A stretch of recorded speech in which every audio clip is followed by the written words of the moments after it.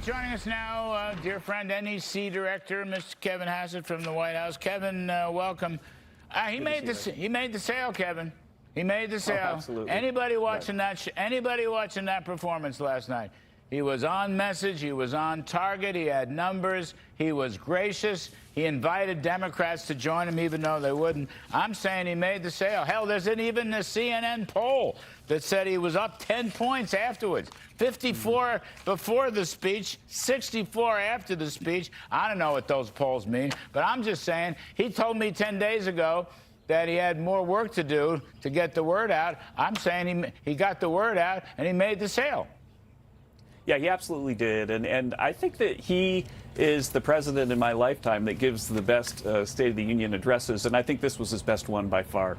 And, you know, it's something that President Trump doesn't get a lot of credit for, but I just like to say that he worked really, really hard on this address. That, you know, because as you know, as director of the National Economic Council, you watch, you know, iterations of the thing go through, and he was revising it right up to the last day because he had such an important, he knows it's an important opportunity to show people all the great things that he's doing.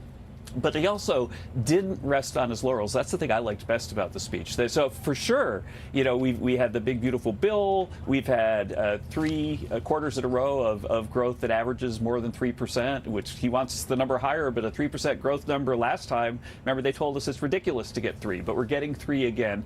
So he talked about the accomplishments and the no tax on tips or something, but then he also forecasted what he's going to do next. And so if you think that we were working really hard and had the pedal to the metal last year, well, wait till you see what we got in store for you this year. Well, I mean, Kevin, you know, he's a growth president.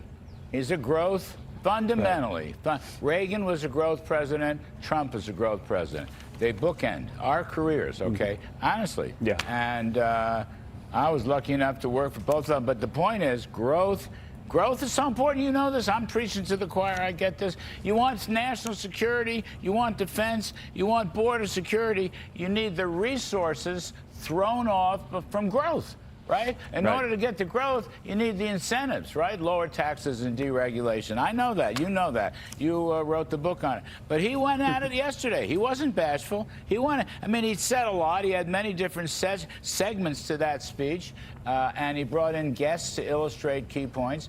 But he didn't back off the growth message, Kevin. And I think, you know, still, for the midterm, that's going to be very important, growth. Right, and the thing that I liked the best, because, you know, this is something that I've been working on for a long time, and I'm very, very pleased that the president agreed that with this work that we did a while ago that you and I used to talk about all the time, which is that basically 401ks went up on average $40,000 last year, but about half of Americans don't have access to a 401k. And so President Trump wants to make it so that everybody has access to a 401k that's low cost and modeled after what we have for government workers, you know, the thrift savings plan. And so he went out there and went in hard, and the reason is very, very growthy, right? Like, so if people are saving and acquiring wealth, then the economy grows more. If people have acquired wealth in an equity index fund, which is what they tend to get defaulted into in the thrift savings plan, then they're going to be upset if somebody comes in and hikes the heck out of taxes because they're going to see their wealth go down. Yes. And so President Trump sees a new permanent political equilibrium where everybody understands the benefits of free enterprise. So the retirement reform you're talking about, by the way, he hasn't said much about that. So that, you know, I won't say that's new, but he hasn't said much about that. And I think he made the sale. Plus, okay, the Trump savings accounts. You know, I was talking to Harold Ford last night. Harold, good Democrat that he is. Harold Ford and I were talking about this savings accounts for newborns 20 years ago on another network, to be sure. He was a House member from Tennessee. These are game-changing things that Mr. Trump is putting out there, Kevin, and people appreciate that. Yeah, that's right. And again, what we're doing is we're not only making people's paychecks go up. We mentioned the $1,400 that's the average American gained in real income last year. That's just about the pace we had last time for President Trump's first term. So we are creating real wage growth, but we're also creating big changes in government that are going to fundamentally alter the future of our country. And so think about this.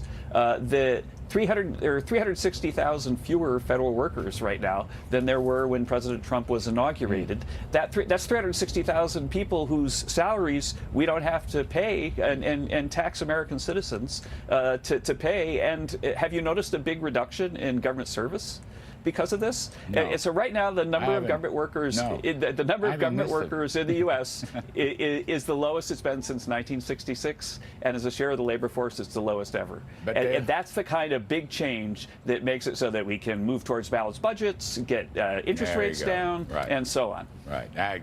I agree with all that. Kevin Hassett, White House NEC Director. Thanks, my friend. Thanks, Talk Larry. soon. Great to be here.